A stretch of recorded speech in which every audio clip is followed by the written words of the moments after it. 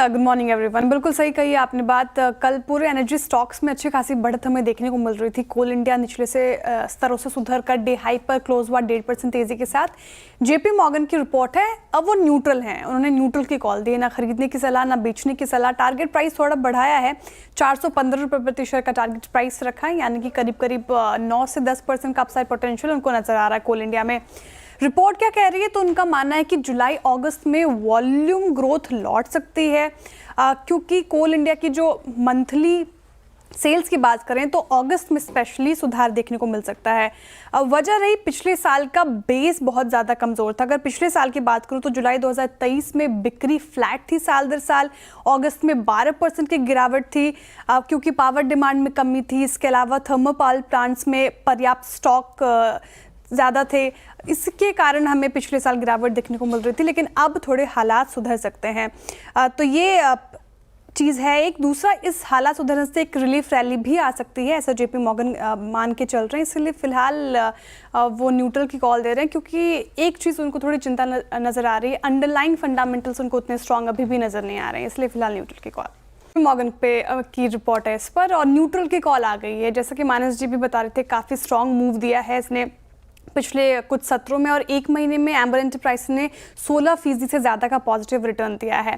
लेकिन JP Morgan neutral की call दे रहे हैं। टारगेट प्राइस भी नीचे का रख दिया है, 7,350 रुपये प्रति शेयर का टारगेट प्राइस, तो 7,600 के करीब लास्ट ट्रेडिंग प्राइस था, नीचे का टारगेट प्राइस है। ताज़ा अपडेट हमने यतिन जी से समझी, 2500 करोड़ का फंड रेज करने का सोच रही है कंपनी, और अनुमान वही जताया जा रहा है कि या तो PCB that is printed circuit board, या फिर मर्जर और एक्विजिशन में कंपनी ये फंड रेज खर्च करेगी।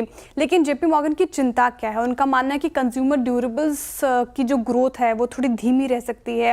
एम्बर पहले एसी असेंबली करती थी, अब अपने कंपोनेंट मैन्युफैक्चरिंग की तरफ बढ़ रही है, तो थोड़ी ग्रोथ और धीमी हो सकती है।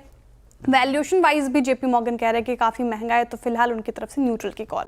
ये सारी वैसे मैरिको रडार पे रहता है ब्रोकरेजेस के, क्योंकि Q1 अपडेट भी अच्छे थे, याद होगा आपको। Q4 भी रिजल्ट काफ़ी अच्छे स्ट्रांग रहे थे, तो HSBC की रिपोर्ट है और बाई की कॉल उनकी तरफ से आ गई है। टारगेट प्राइस अच्छा बढ़ा दिया है, 850 रुपये प्रति शेयर के करीब बढ़ा दिया है, और आप देखें तो 16% का अपसाइड पोटेंशियल HSBC को नजर आ रहा है मैरिको में। इनका जो फूड सेगमेंट है वो काफ़ी अहम रोल निभा रहा है, साथ ही ओट्स और प्लिक्स जो इनके नए प्रोडक्ट्स हैं वो सबसे ज़्यादा कंट्रीब्यूट कर रहे हैं इनके ग्रोथ में। डायरेक्ट टू कंज्यूमर पोर्टफोलियो की बात करें तो वहाँ से भी काफ़ी ज़्यादा उम्मीद जताई जा रही है, वहाँ पे ग्रोथ स्थिर है, बेहतर मार्जिन की तरफ बढ़ रहे हैं। तो HSBC मान के चल रहे हैं कि फाइनेंशियल ईयर 25 और 28 तक इन नए प्रोडक्ट्स जैसे कि ओट, प्लिक्स और डायरेक्ट टू कंज्यूमर में 19% कैगर ग्रोथ देखने को मिल सकती है, इसलिए आपके रडार पर होना चाहिए मैरिको। ने कवरेज इनिशिएट किए 5 कंपनियों पर, और एक एक करके आपके सामने रख देती हूँ। होम फर्स्ट फाइनेंस को आउट परफॉर्म की कॉल दी है। टारगेट प्राइस की बात करें तो 1650 का रख दिया है, कारण उनका बिजनेस मॉडल बहुत सक्सेसफुली उन्होंने दोहराया है, पीर्स के मुकाबले अच्छा लग रहा है उनको। एप्टिस वैल्यू हाउसिंग यहाँ पे भी आउट परफॉर्म की कॉल आ गई है।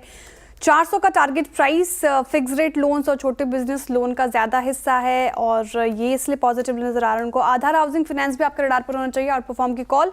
टारगेट प्राइस 550 का, ये क्यों अच्छा लग रहा है, तो ये सेक्टर का सबसे बड़ी साथ ही सबसे डाइवर्सिफाइड कंपनी है आधार हाउसिंग फाइनेंस, और लगातार 20% AUM कैगर का ग्रोथ ट्रेंड बरकरार रहने की उम्मीद है, इसलिए ये रडार पर होना चाहिए। हाँ, कुछ 2-3 स्टॉक जैसे कि आवास फाइनेंशियरीज, ये बाई और सेल की कॉल नहीं है, यहाँ पर न्यूट्रल की कॉल है। 2070 का टारगेट प्राइस। इसके अलावा Punjab national housing finance, PNB housing finance, ये भी मार्केट की परफॉर्म जैसा कॉल है, 1020 का टारगेट प्राइस। कारण है कि छोटे टिकट लोन की तरफ ज़्यादा कंपनी बढ़ रही है, और इस वाले सेक्टर में थोड़ा ज़्यादा कंपटीशन, इसलिए फिलहाल ये कुछ